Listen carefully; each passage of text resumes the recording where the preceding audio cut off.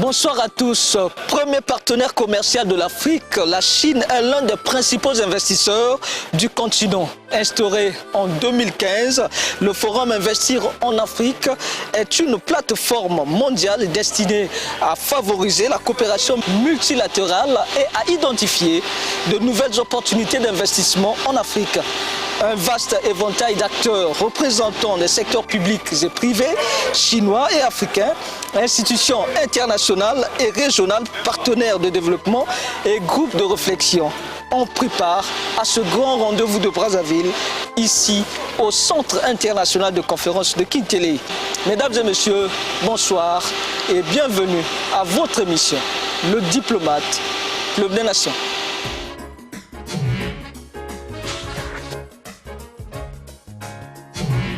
Tirer parti des partenariats pour promouvoir la diversification économique et la création d'emplois dans les économies africaines, tel est le thème de cette 5e édition du Forum Investir en Afrique qui a connu la participation de plusieurs chefs d'État. Près de 6 chefs d'État africains ont effectué le déplacement pour Brazzaville, ici au Centre international de conférence de Kigali.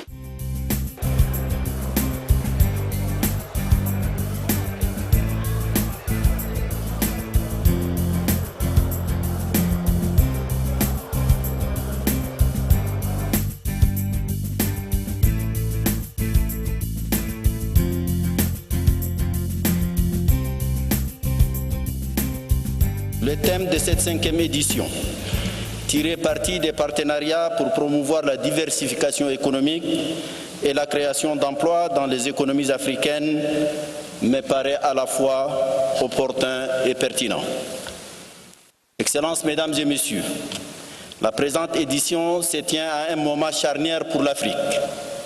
Comme vous le savez, dans le but d'accélérer l'intégration économique du continent, les États membres de l'Union africaine ont officiellement lancé, au cours du sommet de Niamey le 7 juillet dernier, la zone de libre-échange continentale, étape décisive dans la marche du continent vers la mise en œuvre de la communauté économique africaine stipulée dans le traité d'Abuja de 1991.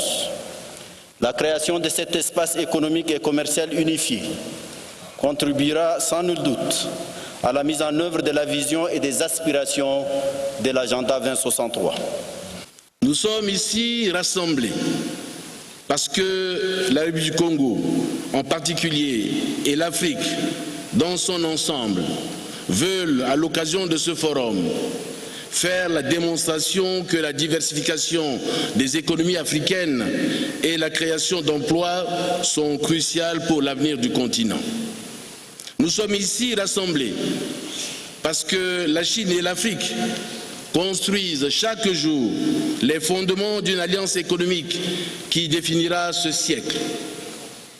Nous sommes ici rassemblés pour penser l'Afrique d'aujourd'hui et celle de demain. C'est pourquoi au cours de ces quelques jours, nous aurons l'opportunité de partager nos expériences et échanger nos modes d'action. Nous tâcherons d'affûter nos stratégies de développement et tenterons d'en identifier les plus pertinentes. Mais surtout, et c'est ce qui nous réunit ici, nous tenterons d'examiner comment soutenir la diversification de nos économies et créer des emplois dans les pays africains. Nous nous sommes fixés l'objectif d'accroître très significativement le volume d'investissement en République démocratique du Congo au cours de ces 4 prochaines années. Nous sommes conscients que l'investisseur, qu'il soit public ou privé, sera particulièrement attentif à l'évolution du climat des affaires dans mon pays. Voilà d'ailleurs pourquoi j'ai d'ores et déjà engagé plusieurs actions visant à essayer d'enrayer toutes les tracasseries administratives, la multiplicité des taxes, les contrôles intempestifs en dehors de ceux fixés par la loi en la matière pour créer une véritable sécurité juridique en faveur de tous ceux qui auront choisi d'investir en République démocratique du Congo je profite de cette tribune pour solliciter votre soutien à la candidature de la République démocratique du Congo pour la tenue prochaine de ce forum « Investir en Afrique dans mon pays ». La République populaire de la Chine joue durant des décennies un rôle très important dans l'appui du développement dans nos pays, ce qui fait d'elle le premier partenaire commercial de l'Afrique et des pays, et les pays d'où proviennent une partie très considérable des investissements étrangers réalisés dans notre continent. Il est naturel pour cela que nous réalisons notre rencontre dans ce format dans lequel nous cherchons à produire une réflexion très profonde sur les relations entre les deux parties en vue de son perfectionnement et d'obtenir des résultats de plus en plus satisfaisants dans le plan des efforts mutuels que nous réalisons pour voir le développement du continent africain. Beaucoup de pays, y compris le Rwanda, ont facilité le problème de visa, ce qui est une bonne chose, mais nous pouvons toujours tous faire plus, de façon plus rapide, pour faciliter la libre circulation des personnes en Afrique, pour que cela devienne donc une réalité sur le continent. Enfin, nous devons continuer à changer de façon positive notre mentalité, surtout parmi la jeunesse, puisque nous leur apportons l'éducation et les compétences nécessaires et en encourageant et en supportant l'entrepreneuriat et l'innovation. Sur ce beau site de Kintélé, à quelques mètres d'ici, se dresse un complexe sportif moderne qui a abrité les 11e Jeux africains. C'est l'un des nombreux fleurons du partenariat stratégique de notre pays avec la Chine. En accueillant ce forum, Brazzaville se retrouve au cœur d'une initiative qui redonne plus de sens et de contenu à la coopération sino-africaine. La 5e édition de ce forum se consacre au partenariat gagnant-gagnant en lien avec la diversification économique et la création d'emplois en Afrique.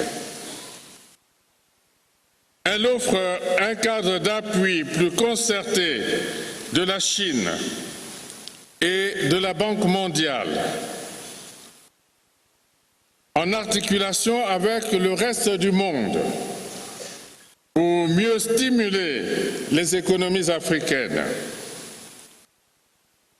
Dans ce contexte de plus en plus dominé par l'émergence de nouveaux acteurs et de la modification progressive des équilibres géostratégiques, il nous faut, pour nos pays, nous préoccuper du capital humain,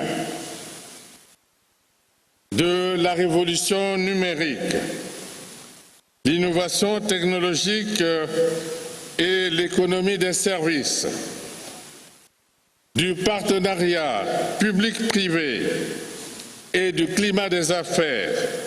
Ce partenariat, incarné dans ce qui nous concerne par le Forum sur la coopération Chine-Afrique, répond parfaitement aux besoins de l'Afrique en matière d'infrastructures, tels que le NEPAD, justement, l'a préconisé.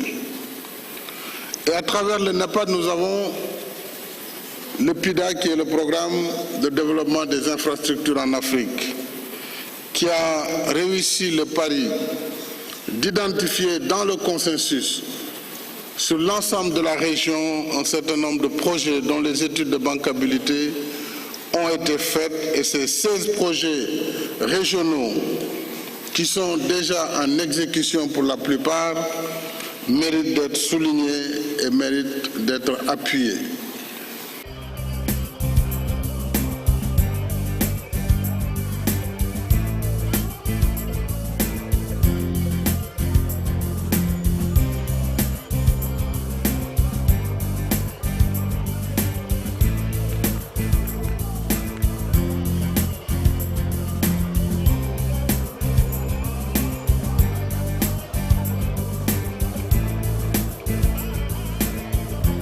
Oui, le capital humain, la révolution numérique, le partenariat public-privé, l'industrialisation, des solutions énergétiques respectueuses du climat sont autant de sous-thèmes qui ont été débattus au cours de ce forum.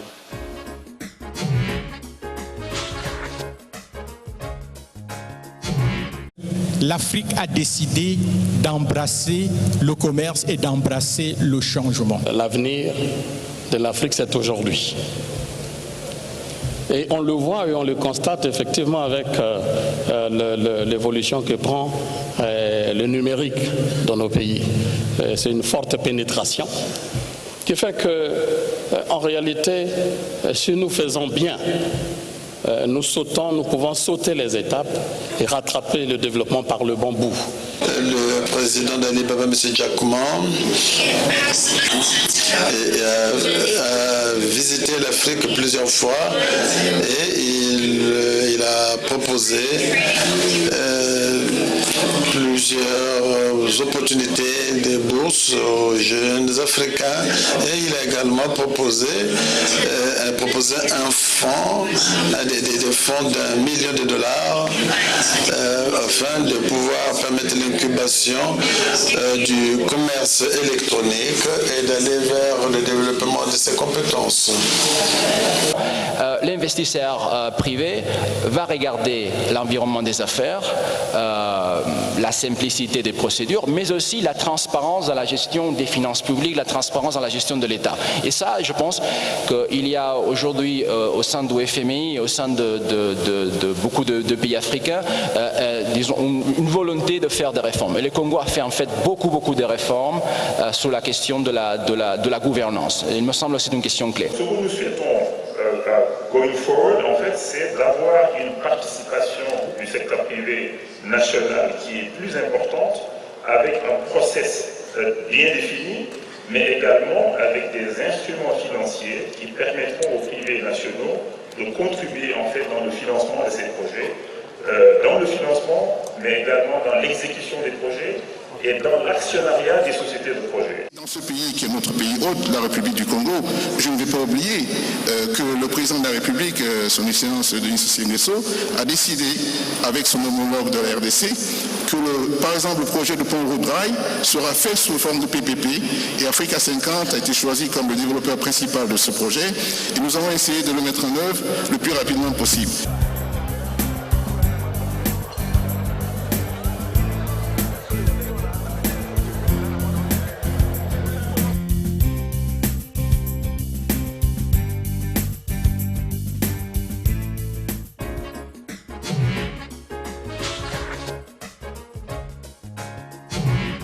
Sous ce projet intégrateur route-rail entre la République du Congo et la République démocratique du Congo, le président du Sénégal, Macky Sall, a fait un plaidoyer sur la réalisation de cet important projet pour l'Afrique. Il n'est pas normal, chers aînés et chers frères, qu'en 2019, qu'en 2020, qu'en 2025, entre Brazza et Kinshasa, qu'on puisse encore prendre le bateau. On doit pouvoir le faire par la route, par le train, évidemment par la voie aérienne, par la voie maritime et par la voie fluviale. C'est un plaidoyer pour que ce projet qui fait la fierté de l'Afrique puisse voir le jour. Nous venons en Sénégambie de faire l'inauguration du pont sur la Gambie, qui est le pont de la Sénégambie. Et on ne peut pas imaginer combien ces ponts rapprochent nos peuples et combien ils développent l'économie dans nos pays.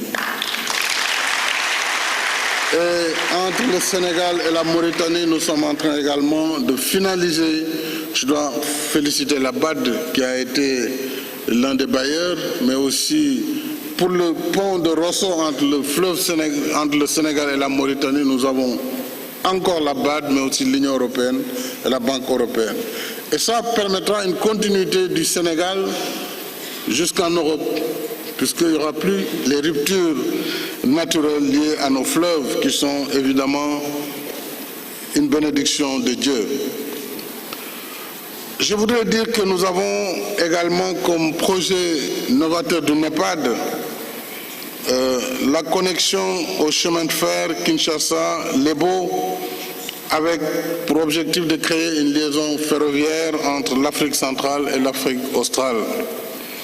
Des avancées significatives dans le projet de construction de la centrale hydroélectrique de Ruzizi 3 qui viendra renforcer Ruzizi 1 et 2 devront permettre d'alimenter plus de 100 millions de foyers en électricité.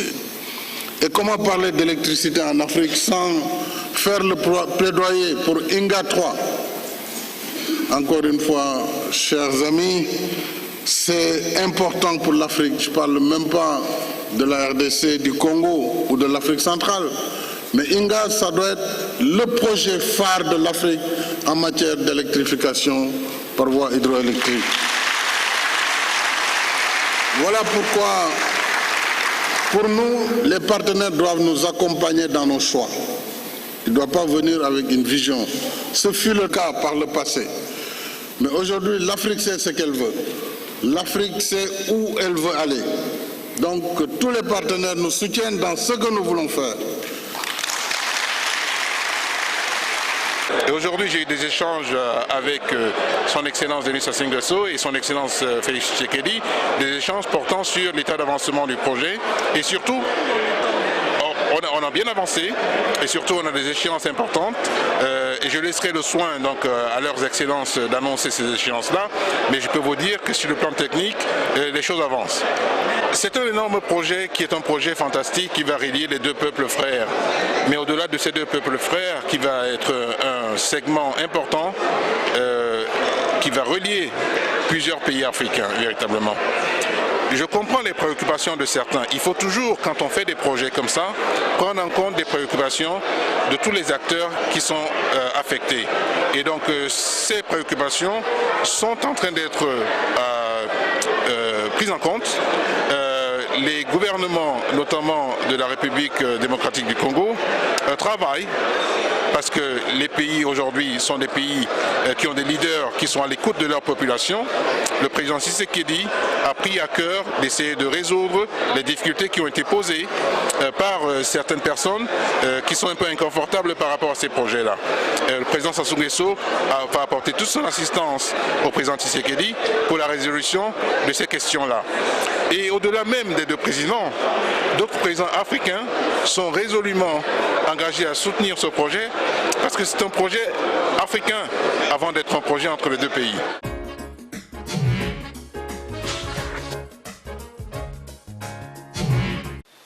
Plusieurs chefs d'entreprise et entrepreneurs qui ont pris part à cette 5e édition du Forum Investir en Afrique, ici à Kintélé, au Centre international de conférence de Kintélé, nous ont donné leur réaction juste à la fin des travaux. Nous sommes venus participer pour suivre un peu les expériences des autres et les possibilités de financement, d'appui, des outils de promotion du secteur privé et partenariat public et privé. C'est très intéressant. Et je pense que même il y a eu des chefs d'État qui ont intervenu pour parler un peu des expériences de leur pays. Bon, ici, nous avons eu des techniciens qui nous ont parlé aussi des possibilités d'ouverture, de partenariat, de financement, d'appui des projets. Et je pense que le Congo, qui vient de bénéficier de cette approche par nos gouvernants, pourront prendre cela comme un capital à exploiter dans les jours à venir. C'est ma première participation. Ce que j'ai écouté, le panel, ce qu'on s'est dit, surtout le président, son Excellence M. Macky Sall, ça m'a touché. Parce que là on parle d'Afrique. L'Afrique doit démarrer, mais le démarrage de l'Afrique c'est nous-mêmes Africains. Tout tourne autour du financement. Parce que nous avons commencé personnellement avec mes propres moyens. Quand on dit propres moyens, c'est la tête, c'est pas l'argent. Au début c'était difficile, mais on a fait ce qu'on devait faire. On est arrivé là.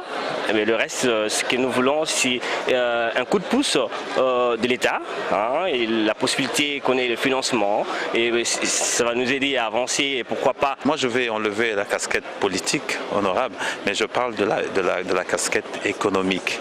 On a tellement appris et je vois que la plupart, le forum a été focalisé sur le partenariat public-privé. Nous avons beaucoup parlé des infrastructures dans ce forum, mais il y a aussi le côté service, il y a le côté formation que nous n'avons pas assez parlé. Nous avons beaucoup de jeunes qui souffrent de ce problème de manque de formation, de manque d'orientation sur le problème de la création des entreprises. Et il n'y a pas eu assez de mots, assez d'exemples là-dessus. Parce que le besoin est grand sur cette jeunesse. The forum that has been held here in Brazzaville, Congo. Donc le forum a été essentiellement très important parce que premièrement la société iCube Farm est une société qui travaille dans l'emploi,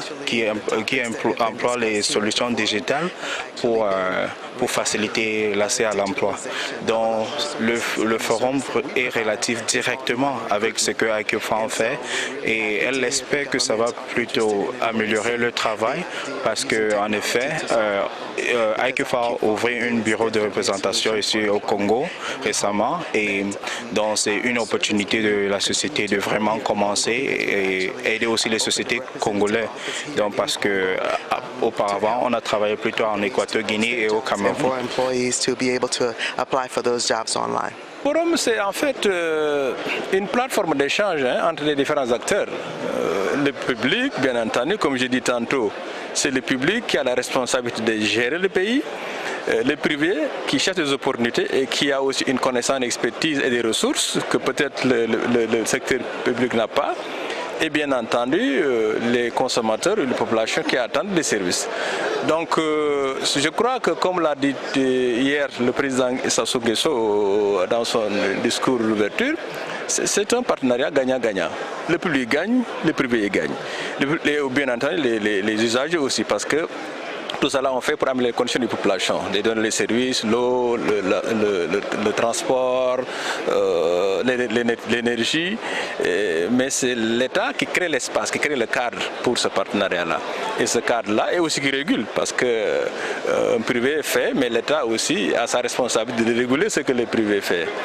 Vous ne pouvez pas faire une infrastructure et imposer des prix. L'État doit donner son avis sur ça, parce qu'au bout du compte, c'est l'État qui a la responsabilité. Aujourd'hui, le Congo soit une destination de ce forum, c'est un honneur déjà que les Congolais doivent savoir.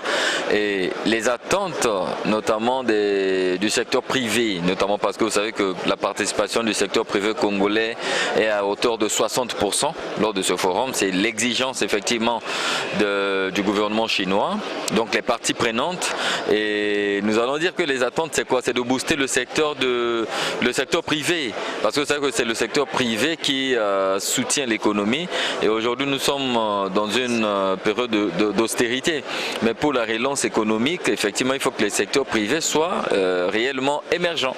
Et cette émergence-là passe par l'investissement de ces secteurs-là. Et donc, ce forum vient à point nommé, effectivement, pour que le secteur privé ait un souffle nouveau. Nous, par exemple, dans le cas de Vox Media, la société qui édite la chaîne Vox TV, nous avons beaucoup d'attentes besoin en termes de partenariat, d'autant plus que la Chine est en train de développer la TNT au Congo et récemment même notre équipe était en Chine via un partenariat avec StarTime pour échanger sur ces questions. Ça prouve l'intérêt que nous avons sur ce grand partenaire qu'est la Chine, que ce soit en matière de télécommunications, que ce soit en matière de télévision et dans d'autres secteurs. Nous avons intérêt d'avoir des bons contacts avec la Chine, de mieux comprendre la vision chinoise. Je suis très content d'être là parce que ce forum permet effectivement de voir les opportunités d'investissement qu'il y a au Congo mais au-delà en Afrique.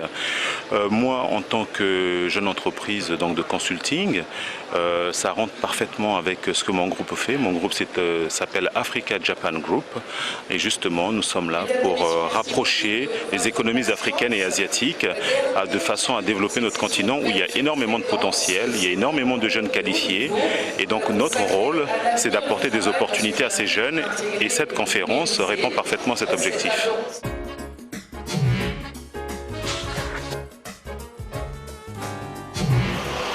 C'était un plaisir de vous faire le résumé des travaux du 5e forum Investir en Afrique qui se sont tenus ici au Centre international de conférence de Kintélé du 10 au 12 septembre dernier.